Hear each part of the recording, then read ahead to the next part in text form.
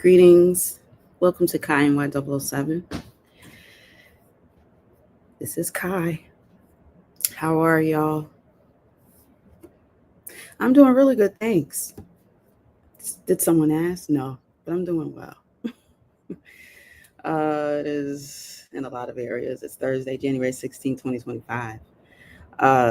With this stream, I wanted to continue a little more with some of the California wildfires, particularly in areas throughout LA and Los Angeles, and how it's affecting the minority community mostly too.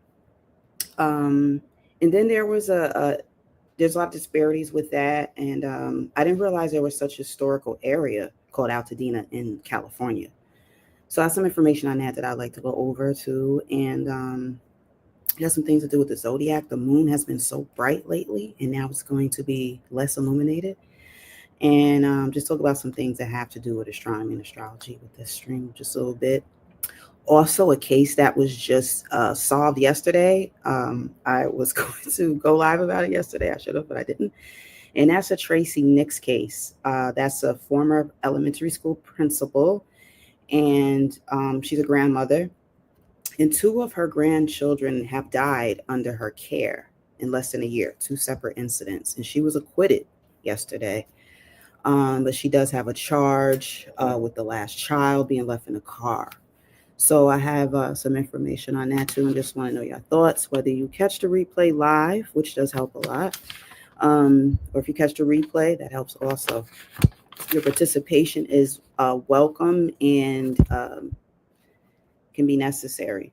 So there's an open chat room here. You can express yourself how you like. I just ask that you be respectful. That's pretty much it. You got to be able to just be you, even though I know there's a lot of imposters running around. But, here I would like to continue to provide information and then some entertainment with it too. I tend to talk about different type of topics, a lot to do with the community. Some are very serious, but I do try to add some humor in here and there, just to kind of keep us going with it. But I like to solve problems, and with your help, I think that's what we can do. We can help solve some of the world's problems. Why not, right? All right, but again, welcome. This is Kiy of Kiy NY007, and I'm thankful for y'all being here. I'm thankful for the new subscribers too. We're going to get right into that. Oh, also next week, rapper ASAP Rocky is going to have his trial. He had a gun assault charge, so that's coming up. What else? I have another thing to say in the intro. Not so much. All right, I'm getting to my intro, and then I'll be right back at you.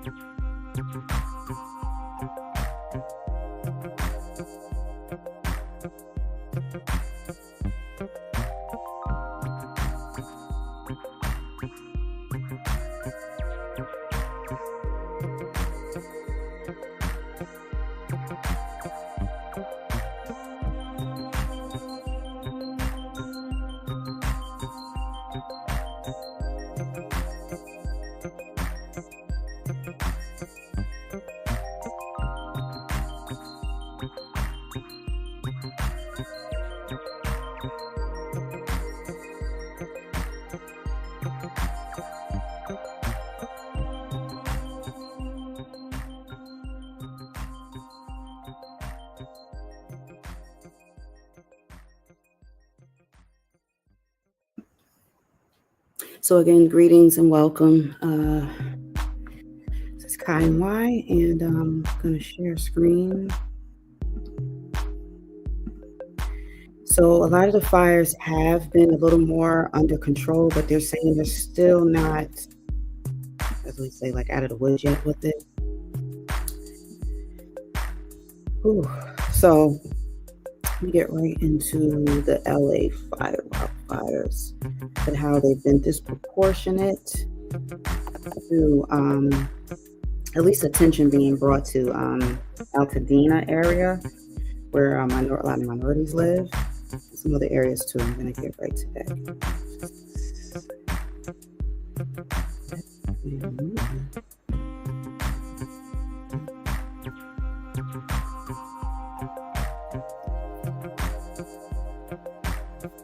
I'm going to keep pausing either. Just everything just the day started going fast. So let me just jump in.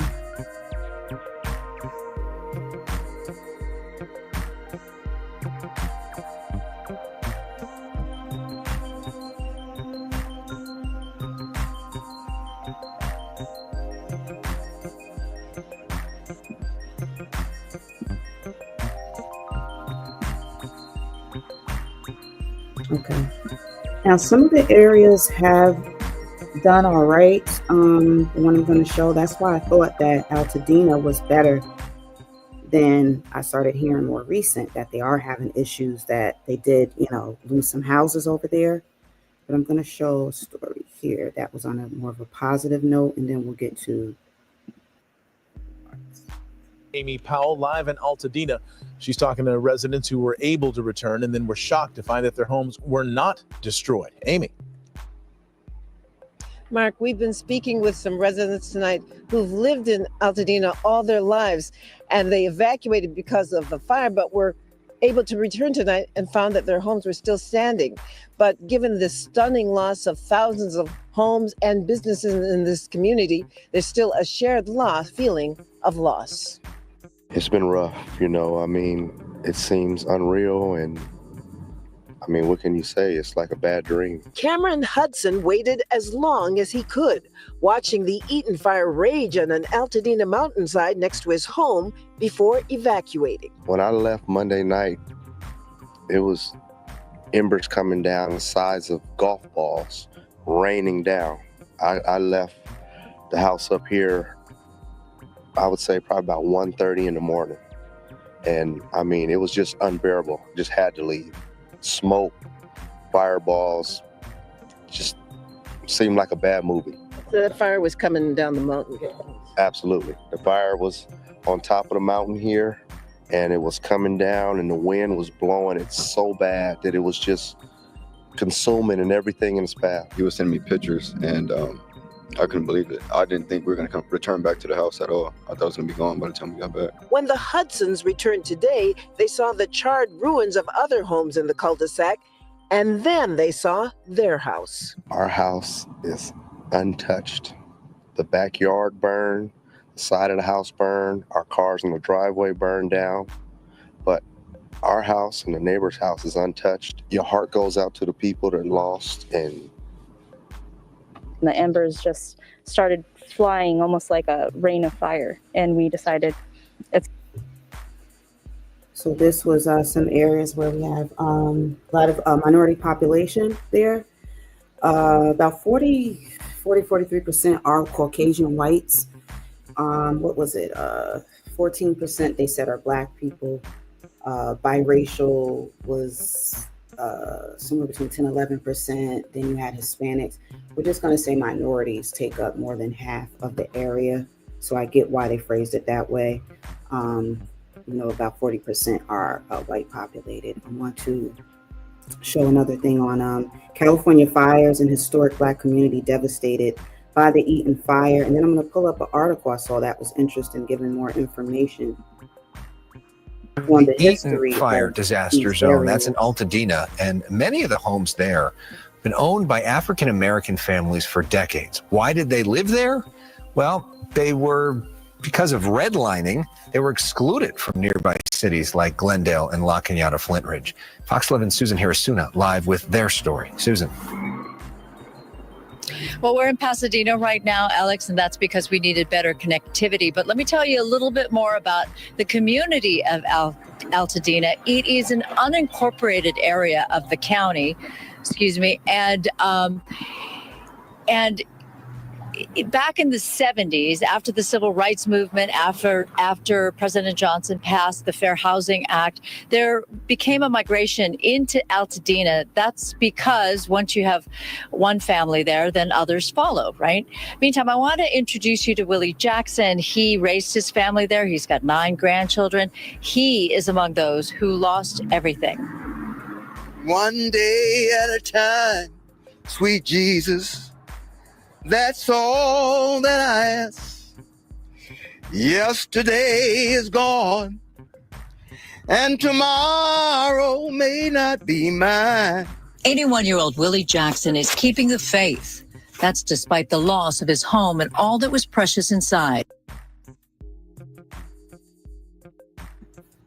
Al Green. I'm so in love with you. I have a meme. So where's my thing at? That just reminded me. Not like some song or some spiritual songs to help folks out and get through. I didn't expect that. Hang on a sec. Gotta break it up some too, you know. Al Green. Okay. I'm so in love with you. Oh, whatever you want to do. Shut the fuck up! Hey! What, Tony? It's all right with me. Cause you. Oh, thank you. You need to leave? Al Green. Okay. I'm so in love with you. Oh, whatever you want to do. Shut the fuck up! Hey! What, Tony? It's all right with me. Cause you. Oh, thank you. You need to leave? No, bitch. Okay. Yeah, to break it up a little meme I put together recently. My new little cat I adore is Ivar, little tabby cat that's blind, so he just be looking at you like crazy. Yeah, welcome to Kiy NY. I'm gonna get right back into it. The disparities that have occurred, once again, and it does have to do with race and class too. I'm looking forward to getting more information because I am very curious about the insurance policies with folks and how that is going to affect them in the situations that they're already in. All right, let's remove that, and then I'm going to get right back into this here. I don't do Fox, but it seems to be through it all. I've learned to trust in Jesus. Jackson made Altadena his home in the 70s when redlining prevented him from buying a home in nearby cities. What redlining does is not allow minorities to acquire loans in designated areas. So if you can't get a loan, obviously you cannot buy the house. And then there are actually cases where the realtor just wouldn't sell you the house. He was among the first to move to Altadena. Eventually, the neighborhood became an enclave for African Americans. By some accounts, Altadena has 80% black home ownership, double the national average. Those homes also symbolize the generational wealth now wiped out in a matter of hours. And I'll take back what the devil stole from me, and I shall rejoice, for I shall recover it all.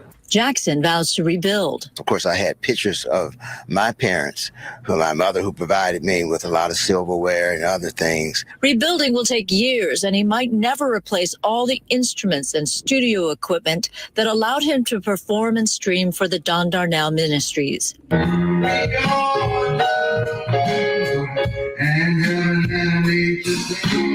He's hoping that at the very least he can replace his pro-level Yamaha 88-key synthesizer so he can play again for the congregants. I had a B3 organ there, I had the big baby grand piano, then I had all the digital keyboards, and then they're all stacked there.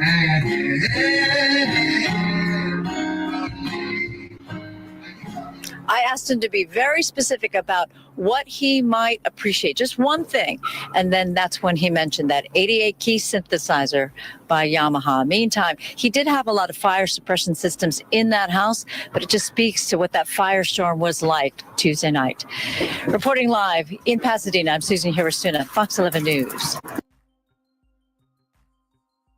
Alex Brachet. He also spent today in the racially diverse enclave of Altadena, meeting multiple generations of one family who managed to escape the Eaton fire with just minutes to spare. Here's their story. We have our kids and mother-in-law in here, and we just go back and forth between the two rooms. So. And it's been like this for how long now? Since the 7th. Since the 7th. Since we evacuated. This is our daughter, Gianna. Hi. This is the new reality for the Taylor family. I swear if we get this room, I will be beyond thrilled. Stefan, Arion, their 3 children, and their grandmother, Miss Peggy. 6 people sharing 2 hotel rooms. The kids need a yard. They need a familiar space. They need a kitchen table or a room to go to and shut the door if they want to be by themselves for a little bit. Oh no!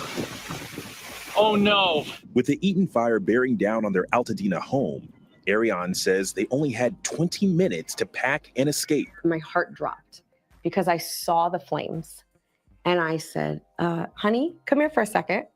And he looked out the door and his whole demeanor changed. He was like, get 3 clothes, everyone get a watch, get this, get this, get this. I'm packing the cars and everyone do this. And I said, okay. And I'm trying to make, the kids started to get nervous and then they looked outside and they saw the flames. What went through your mind? I was like, I thought we were gonna die. Really? She thought we were all gonna die. She kept asking, "Are we gonna die? Are we gonna die?" Just very panicked. Didn't she say, "Is our house? Is our house gonna die?" She said, "Is our house gonna die?" And I said, "I don't know. Die. I hope not." We were walking out the door, and I said, "You know what? Grab my grandparents' ashes and their love letters." And he walked back in, and he got the ashes.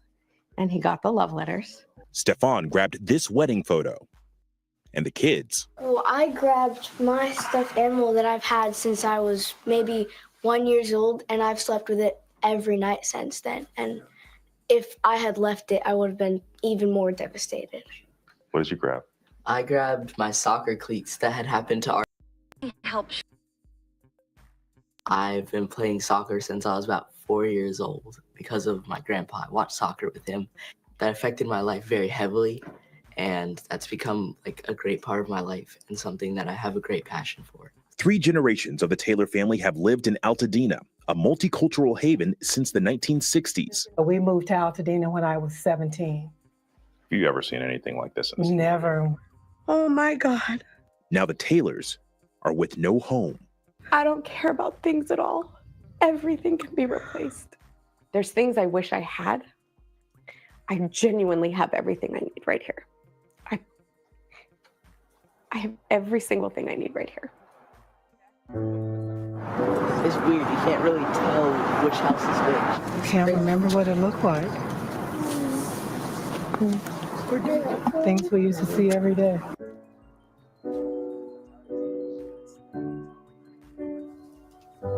The Taylors weren't able to get close to what's left of their home, but we were. You see the remnants of this basketball hoop. I mean, this rubble is all that's left of the Taylor family home. And you think about all the years of memories here, just gone up like that in flames. For so many Altadena families, they're dealing with this exact same situation. And now they face the tall task of figuring out what's next. The Taylor home is just one of 7,000 structures damaged or destroyed in the Eaton fire. Black families began moving here in the 1930s during the Great Migration. And in the 1960s, Blacks could finally get mortgages, and they were free from redlining here in Altadena. That's how Miss Peggy got her house, a 7-minute drive down the hill. Miraculously, her home is still standing. You can see your house from here. I mean, that's it. That's it. The California sand color. The California sand color. To see it standing and there's no additional wind damage, doesn't look like it's been burglarized, makes me feel a lot better. People banding together to help rebuild what's been lost in Altadena.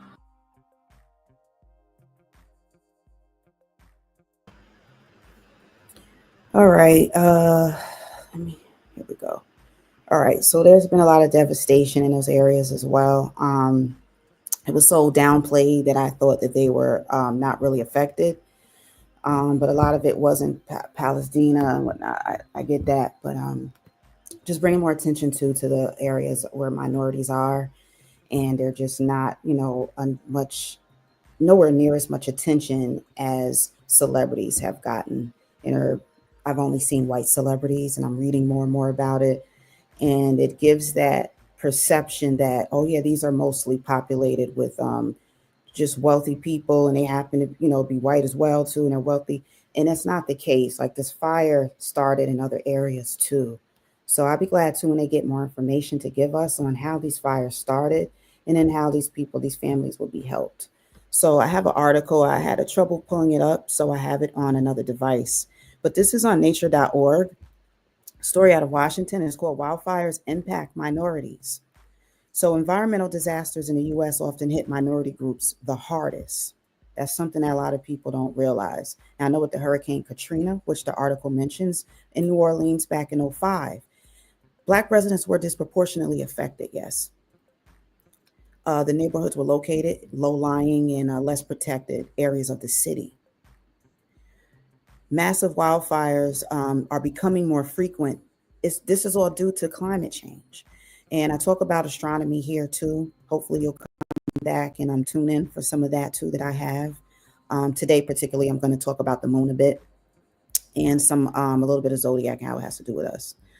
But back to this, the climate change is what I think that we're seeing too, that has an effect on the fire suppression. And there's still unequal effects in minority communities. So what they did was a study of physical risk of wildfires with the social and economic resilience of communities across the country.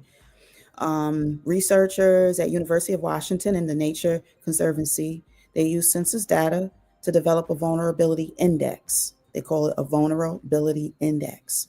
So that gives access to wildfire risk in communities across the U.S. Native Americans are 6 times more likely than other groups to live in areas that are most prone to wildfires. So again, we're talking minority groups. Native Americans were some of the first civilians on U.S. land, in America. Also, they have a great connection too, I'll say, with you have the sun, the moon god, you have fire, and they're very faithful on the elements of life. Which is similar to something I was working on as I use symbolism to represent myself, represent my channel. Elements of life. So I want to also show that. That would be a good segue to go into right now, where I want to show an Indian man, I believe he's American Indian, and he's talking to the fire, feeling that the presence of any element of life we can communicate with. And we are to acknowledge and respect the elements of life. And it's like it helps give an understanding and learn protection, learn your faith, learn things to do with spirituality, things like that. That's what I get from that. and I'm going to pull it up right now. It's Lakota Spirituality Fire People. This man goes by David Little Elk, and I'm going to show this right now. And it was interesting because I'm into, things like this too, and things of spirituality, whether it's your culture, things like that, and how its presence can bring joy, like lasting joy, a sense of peace, things that we need to go along with our elements of life. So I'm going to show that right now. In America, Thank you for on the tuning West in. Coast, in California, in Lakota spirituality, this is one of our most sacred symbols, and it represents a lot of things. And one of the things that it could represent are the four elements of earth, wind, water, and fire, and that they are all connected to each other. That's what the medicine wheel teaches, that everything is connected to each other, and that when one part is out of balance, at least one part, then the rest, something happens, and they try to help each other to bring back that balance. And in Lakota spirituality, these are alive. These are entities. And that means we can talk to them. The fire has a perspective too, and that we should acknowledge it, respect it, and honor it, just as we respect and honor ourselves. We can do this with each other too. I believe it would be good that we address the fire, that we look at it from its perspective instead of looking at what it's doing to us. Yeah, we always focusing in the Western world about us when we really should be focusing on the whole, on everything, because everything is connected, and we are connected to the elements. We are connected to fire. There's a part of that within us, of each element. There's a part of that within us, and we can talk to that.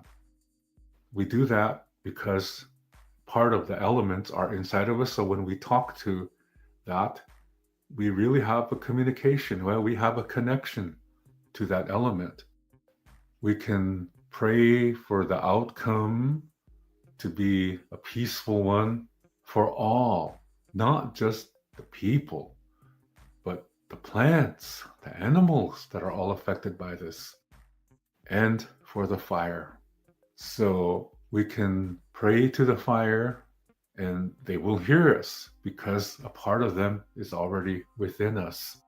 This is something that we have the power to do, and it influences everything. So we can have an influence on the role that this fire is playing, and try to look at the bigger picture and try to look at it from its perspective. And I made a video recording of this many years ago, and I would like to play this so you have some background concerning fire and what it means to Lakota people. This is a sacred being. This is something that is connected to the sun. And like all the elements, they are all important.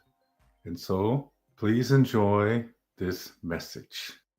Many years ago, I remember, oh geez. Now I'm trying to remember. That's how many years ago it was. That was back in the 1980s. There was a very interesting news story that was in a lot of the native media at the time, and maybe some of you might remember this.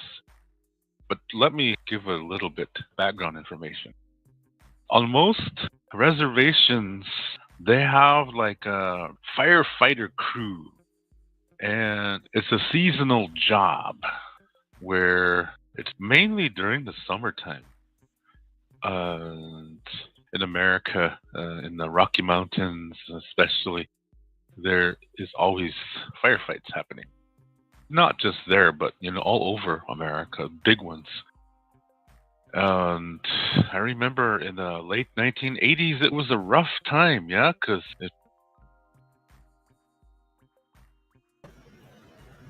All right, that was David a Little Elk, and I liked how it was a reflection on just finding peace and being one with elements, even if it's fire.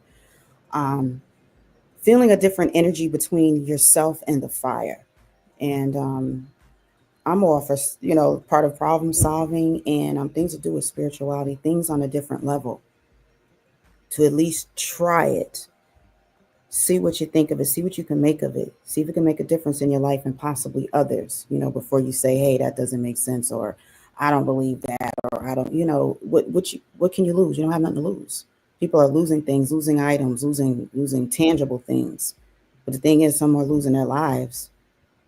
And I think that a lot of our ancient teachings, um, are so historically profound and they're still relevant in our lives today.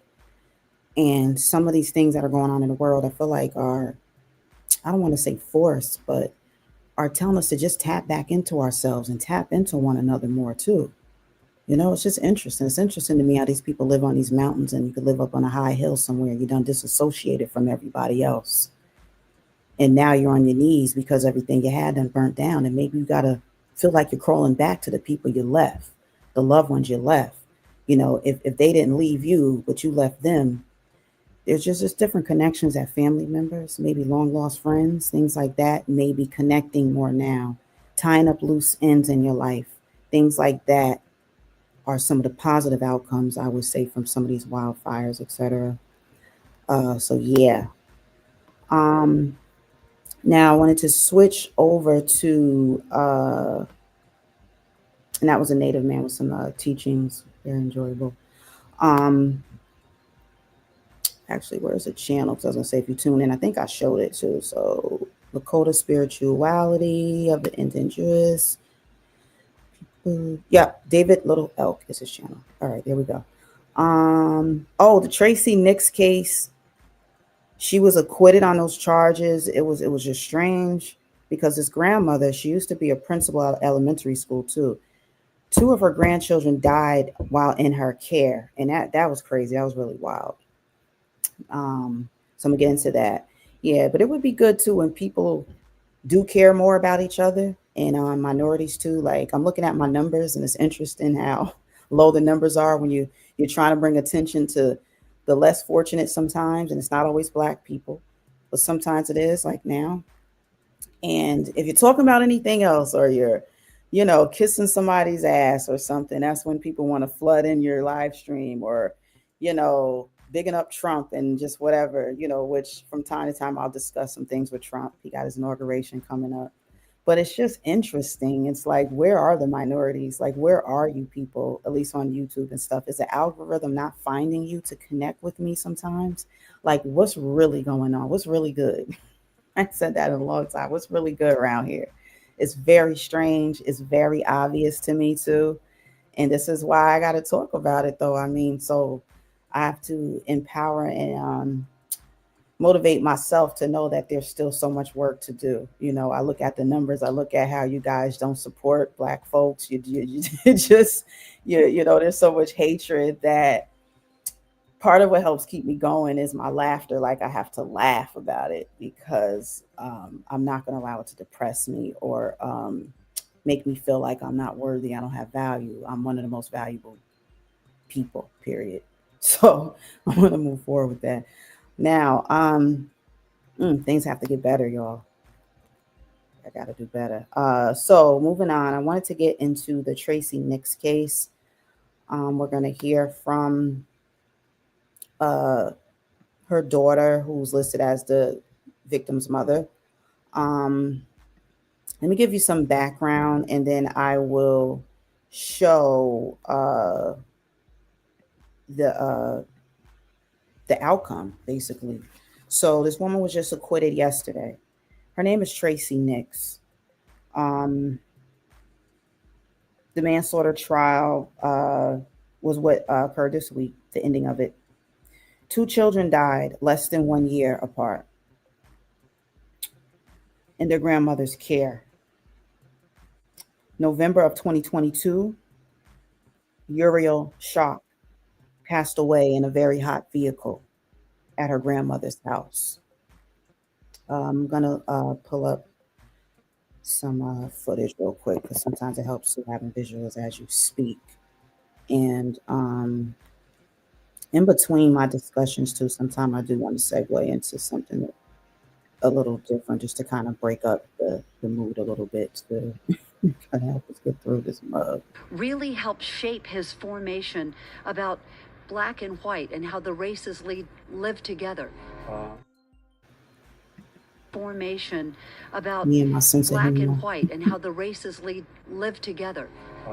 Rachel was the one who worked side by side with me in the field, and she could pick twice as much cotton in a day as I could, but she would give me guidance on how to be a better worker. Is my black butt, am I okay? Is your white butt okay? Sit your $5 ass down. Are y'all able to like see it real good? Is y'all in jail? Are y'all in jail? Oh my God, y'all in jail! Look at that! Thank you, Rita. Sit down. I know, look at that white goat. Oh, they are so beautiful. Oh, look, there's a black one. Black one? Because I'm black.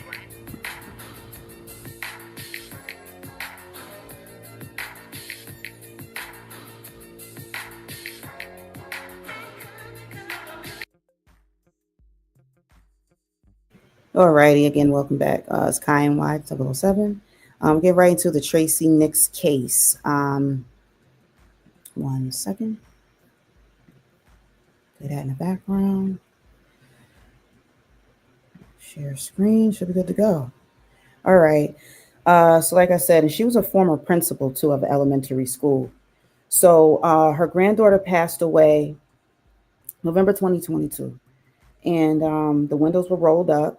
She was in her grandmother's 2019 SUV, Lexus SUV. Her grandmother then was 65, Tracey Nix. While she practiced the piano in her house, her granddaughter was baking in her SUV. So picture this. The grandmother went out with the grandbaby Ariel. She met up with some of her other elderly friends. They had lunch together. A couple of her friends, too, had to pick up their grandchildren, too. And she had a grandchild with her, and she seemed to adore her as well. They would go back to the SUV and go 10 minutes home. Tracey Nix lived 10 minutes away from where they had lunch together. She leaves the granddaughter in the car while she goes in the house and practices her piano. She figured, I'm in the mood to practice some piano. Welcome to Piano Man. She said when her grandson came by, she remembered that the grandbaby was in the car.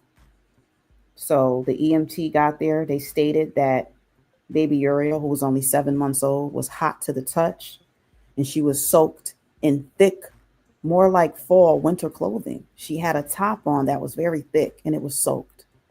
So some of that didn't make sense to me either. Other than the fact that I know older people always want to wrap babies up. They say they're too cold, wrap that baby up. Like, come on now, wrap that baby up. So she could have just been a loving grandmother that was very forgetful.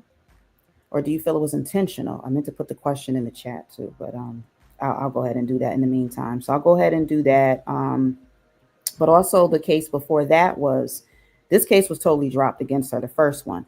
So 3 days prior to Christmas in 2021, Tracey reportedly dozed off on the couch, and she woke to find her grandson, Ezra, was lying face down in a couple of feet of water. Some say it was in a pond. Some say it was another body of water. It sounded like it could have even been a puddle. There were so many different stories about how this baby passed away, but he also died in her care. She fell asleep on the couch.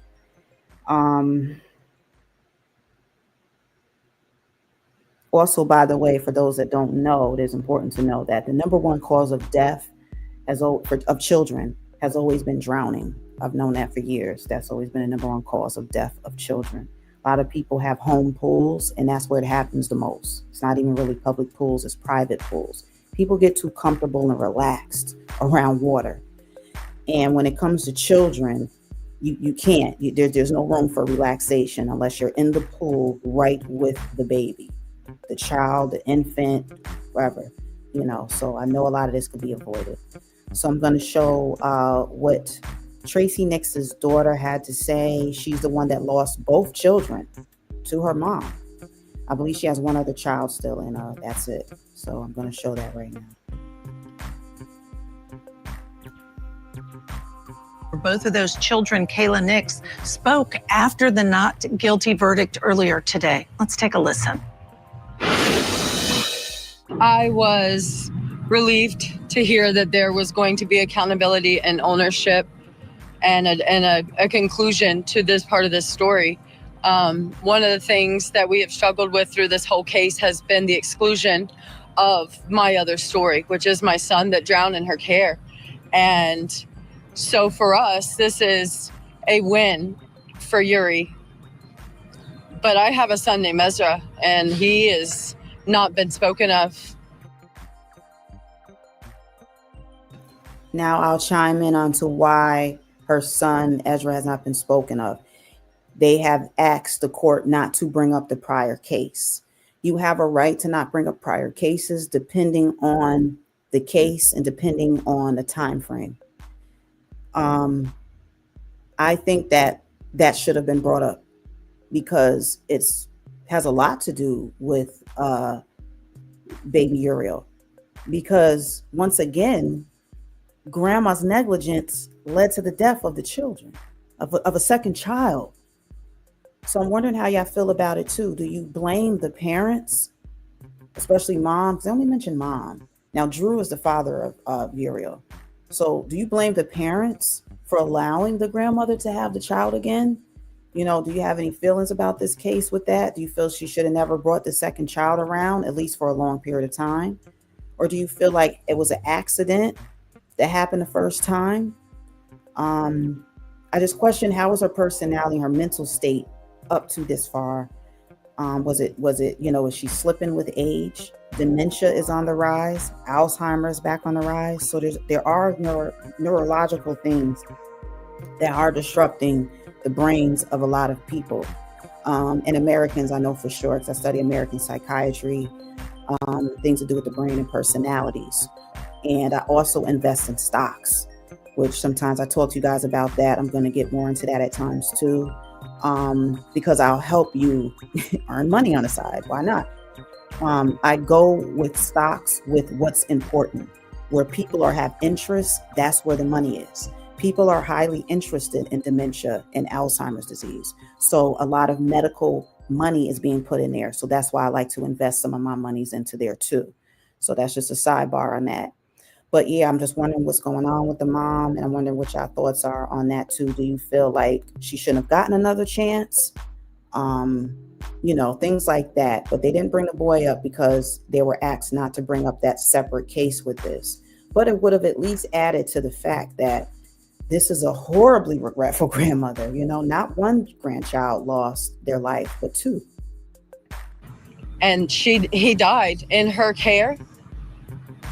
And I don't have any accountability or any answers for that. And I continue to look for those answers to what happened in that case and why that case was not worthy of prosecution at that time.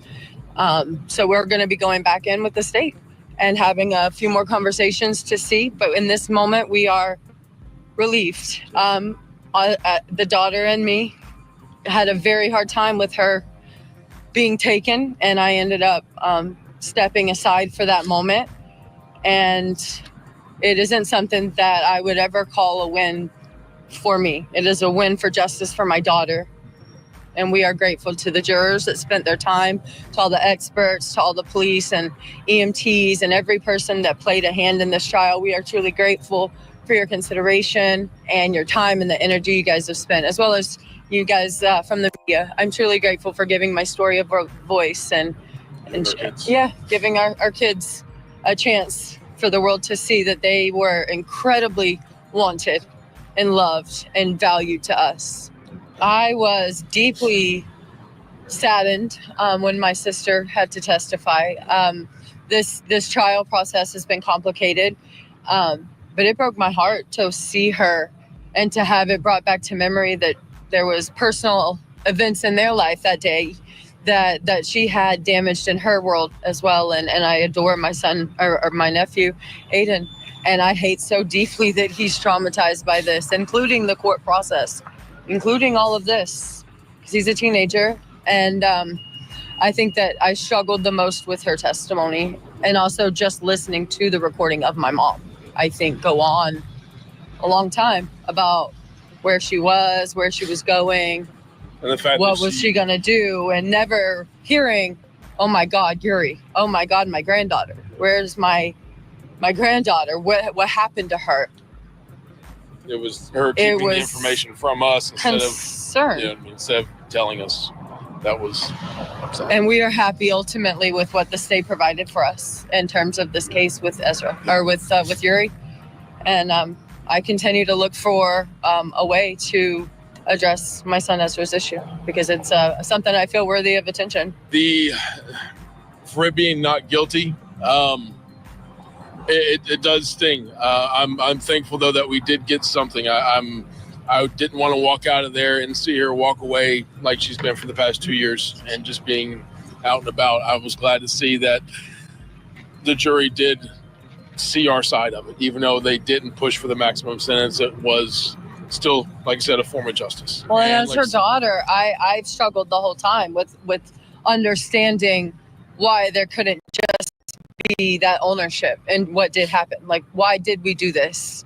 The destruction that has come from this process is pretty unfathomable as well. You know, my kids are dead, but I've lost a lot more than that. My son's lost a brother. My son's lost a sister. Absolutely. You know what I mean? We look at it from that perspective, and it's, we advocate for our children. Yeah. Talking with the assistant state attorney, was there any indication on what she was found guilty on and how much time she would potentially be looking at for a sentence? He was saying the maximum for the conviction that she had was 5 years, but he was very unsure whether or not they were going to arrest her there. Go into further details and all of the. It kind of played out in front of us. But the thing is, having much time to take that in. The judge knew of my son's story. You know what I mean? The judge was very familiar with it, and I think that had to play in it. Even though the jury didn't know, the judge was very familiar with it. And so her defense was prepared to shut down a case containing Ezra, which is why they had so many hearings, and ultimately he was excluded from this trial. We got our son Asher, and we just had a newborn. She is fixing to be 5 months old now, and so we focus on those, and we focus on building. We are always going to be thinking of our children, but I can't neglect my son that I have, and I'm not going to hurt them. It's a day at a time, in a sense. And when it comes to my family, I mean, that is complicated. In this process, due to certain circumstances, I was already pretty well distanced from them. There are some family members I haven't spoken to in years, and that breaks my heart, and I would want nothing more for that to be different. But the damage has been felt in that way greatly, and I don't know how we recover. I want that. I want us to have a family, but right now it seems very complicated. The case regarding a trial and taking care of Ezra. That was the brother of the victim in this case. And that the grandfather left without waking her up and didn't pass, in a way, that responsibility to her because she was asleep. So the court found that the state failed to prove by clear and convincing evidence that Tracey Nix was the party responsible for the incident and death of the 16-month-old infant. With that strong language, do you think the court is going to take into consideration or perhaps sentence her higher because of that other incident? Or is that, from what His Honor has said in the order, something that he's not going to consider at all? I think he'll have to consider it. I think even though it's mitigated by the fact that somebody else apparently took over, quote unquote, for the care of the child, the primary responsibility was with Tracey Nix. And there was apparently some split responsibility there. But at sentencing, everything comes in. I mean, not everything, but almost everything comes in at sentencing, where we have a much narrower admissibility standard for guilt innocence, the sentencing hearing is more wide open. So I do believe he'll consider that incident in assessing the sentence. All right, we are going to All right, take a and we break, but just we're going to heard keep that he talking about didn't. this So case. this is one from further back, but we see that the judge did not allow that information in. So there's that part of it. Hold on a second. I thought I was okay. I plan to do is get right to like where they actually did the verdict to her friends that were out to lunch with her has spoke to mainly in their friend's defense, that of course she didn't mean this to happen, but it did, things like that. So it was just rough. This was a rough case. How long was I on for?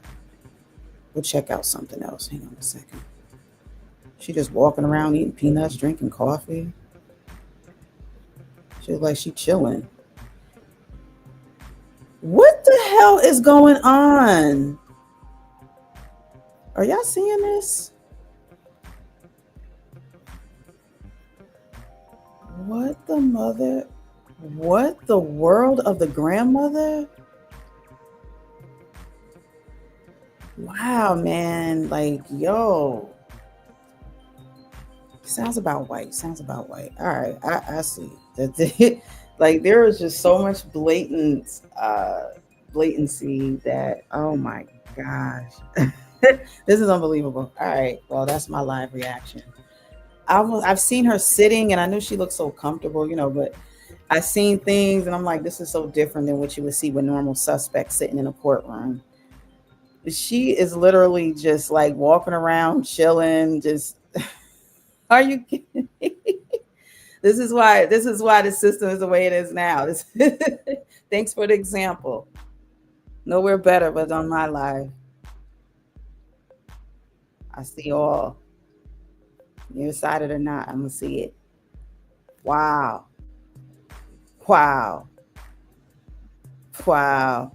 Where'd she go? Y'all play too much. Come on, Tracey, where you at? Grandma, where's you at? What the fluff?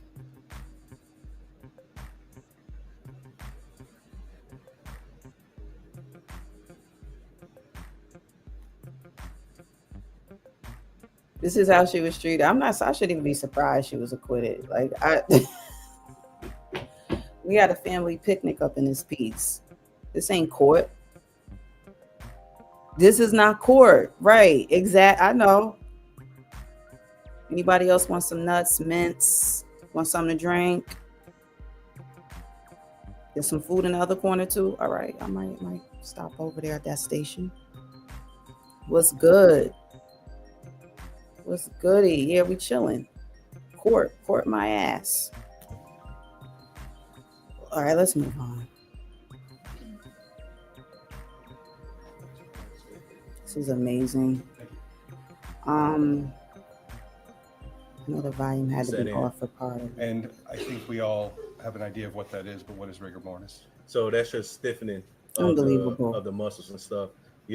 Once you kind of like pass away or death occurs, the chemicals in the muscles start to leave, and that's just when your muscles and stuff starts to constrict and stuff. But where did you notice the rigor? In her limbs, in her upper limbs. And how does that show? Just the arms itself will be just kind of in place. Okay. Stuck in place there. All right, we're not going to torment with the death details of those babies, the sweet babies. But I wish peace to the family. I know it's going to be broken times with them now moving forward, regardless because of what happened. And this is two children that this our daughter and son, her daughter and her husband have to deal with, her husband Drew. There's things going on with the moon a lot. The moon has been super bright last week, and other things too. As of today, the moon, I just wanted to at least speak on a bit. Let me share. because I do astronomy. So before I go, I do want to tap into some astronomy. The moon is having a lot to do with the zodiac sign Leo. Any Leos? Leos are strong leaders, very headstrong. They don't let much get in their way. Those are Leos. I wonder if there's Leos in the house. Are y'all feeling more empowered lately too? Is there something moving in your life? Something moving. The moon was so bright and close. I would say last week. It was Thursday before last, and also last week. And you could see the sun and the moon at the same time, and it was almost breathtaking, at least to me, from what I was looking at. It was pretty awesome. Now, don't get into the myths that our moods change with the moon and it being full and we get crazy. Nah, if we getting crazy anyway. The only scientific evidence found with the full moon actually is that there were higher tides in our large bodies of water, like the oceans. So other than that, it has been found that it could have certain health effects on humans, like to do with kidney stones moving, things like that with full moons and stuff. But right now we're on January 16, 2025, and the moon is in waning gibbous. So this means the moon is waning or decreasing in illumination. Lately, it's been so bright. The other day, it looked like the moon was like not that far from my backyard. Like it was there, but just down the way a bit, some fields over or something. It was just beautiful and bright. So I know with the moon, like I've mentioned before, and it's news to a lot of people, the moon is moving further and further away from us. Every year, it moves about 1 centimeter away. We need the moon for us to stay stable as a planet and possibly mentally stable too. So its gravitational pull that it has with the earth helps keep the earth balanced. So we can't lose the moon. We lose the moon, we lose our planet. It's like it'll just be all over the place. Blah, blah, blah, blah, blah. So we definitely need our moon. And I'm going to go to a clip real quick because all of a sudden my phone is ringing. So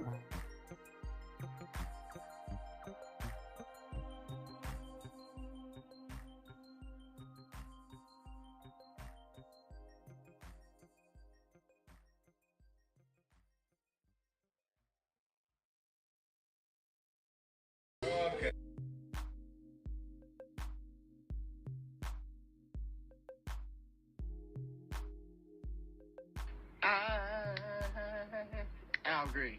Okay. I'm so in love with you. Oh, whatever you want to do. Shut the fuck up! Hey! What, Tony? It's all right with me. Uh-oh. 'Cause you. Oh, thank you. You need to leave? No, bitch. Okay.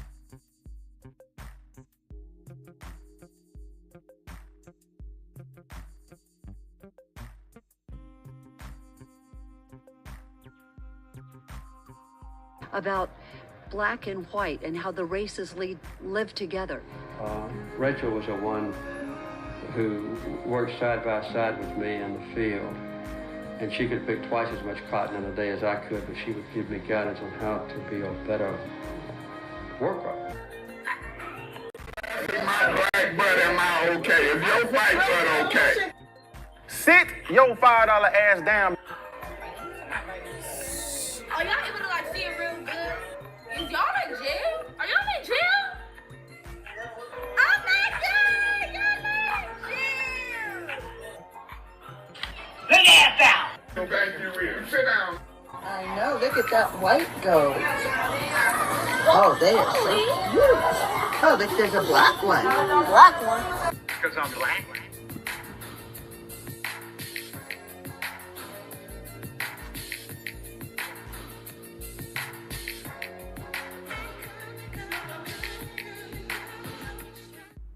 I've also found him guilty of violating conditions of his Man, fuck y'all crockers, man. contract.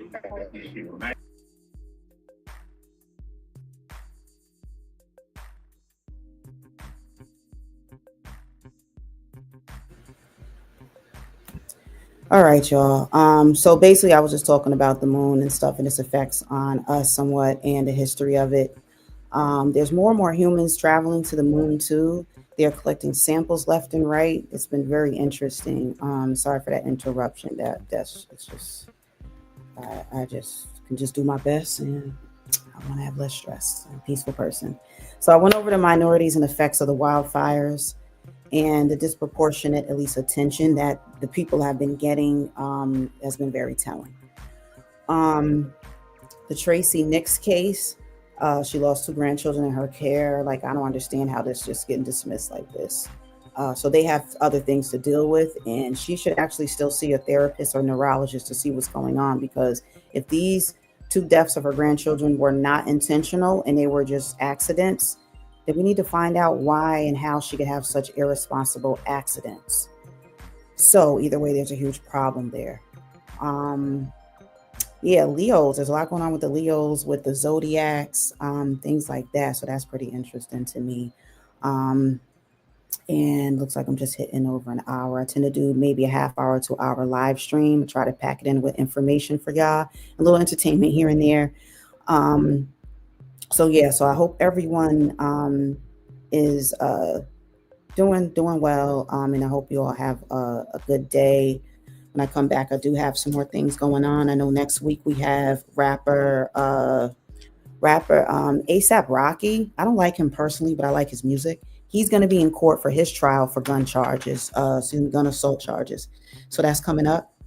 I'm also going to tap back into the Bronx fire, and that's telling, again, when it comes to like race and class and minorities being treated differently or lower income. You could be white and lower income. They don't care about you. Okay, so you're gonna get the truth here. Yeah, so we got that coming up. And the other black man I had on my thumbnail anyway, he was working on staying positive. He lost a lot of things in the fire in LA. And News One had News One. I can close out with that. They had him in there. And let me show that before I head on out, okay? There's an article by News One. It's called Black Families Displaced by California Wildfires Launch Online Fundraisers to Help Start Over. So that's great. That's absolutely great to hear. Where is it? Okay. Yeah, I wasn't even aware of that until just now, actually. The article looks different here than the one I was reading, I guess. A significant portion of the Black population in Altadena was decimated by the Eaton fire.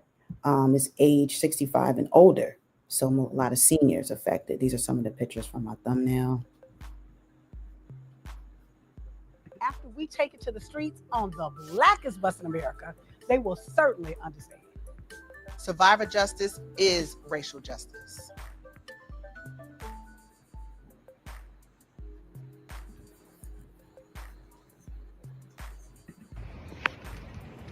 Homeless.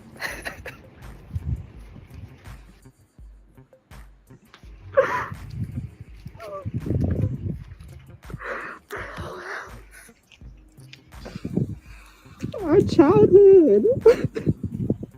For real. It's so good. This is my whole life. I know, it's so good. Both of our lives. We lived there our whole lives. You can see what's left of my daughter's car seat. Cleanest it's ever been. Ha ha ha. It's so funny. There's nothing.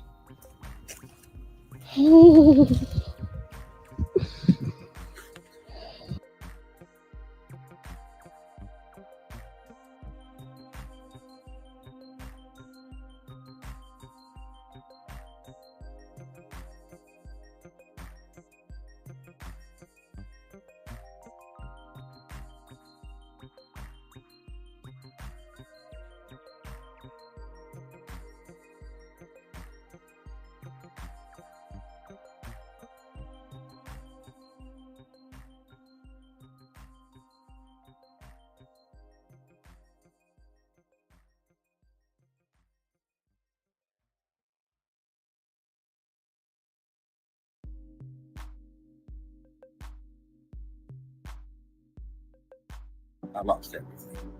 From a guy with everything to nothing. I lived my whole life helping people. And I didn't think it would happen to me, but it did. But I have my health in my life.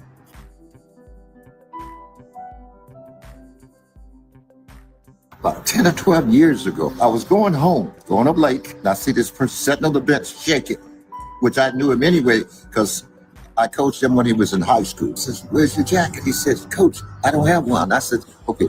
But I ended up giving all of my jackets away. A lot of people helped me when I was a kid.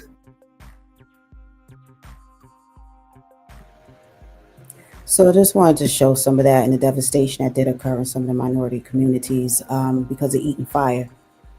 They deserve that attention. You know, it's not just about celebrities and some of their fake asses.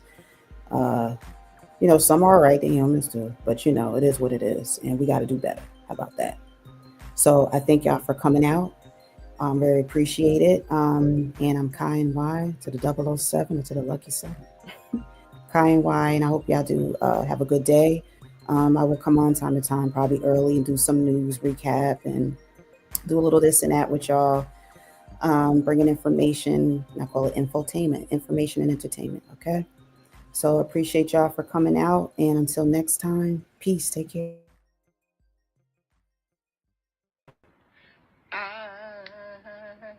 Al Green. Okay. I'm so in love with you. Oh, whatever you want to do. Shut the fuck up! Hey! What, Tony? It's alright with me. Cause you. Oh, thank you. Do you need to leave? No, bitch. Okay.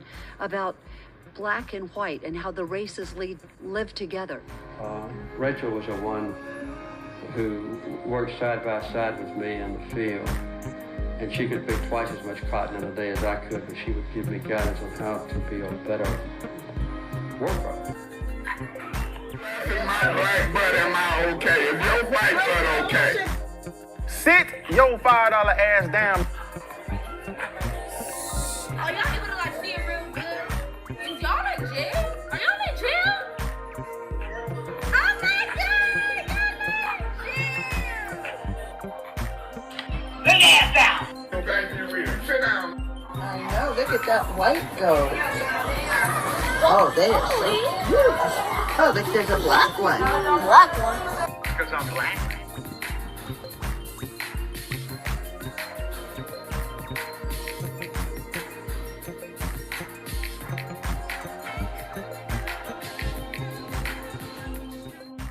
I've also found him guilty of violating conditions of his Man, fuck y'all crockers, man. contract. Man. Look, give him Decision.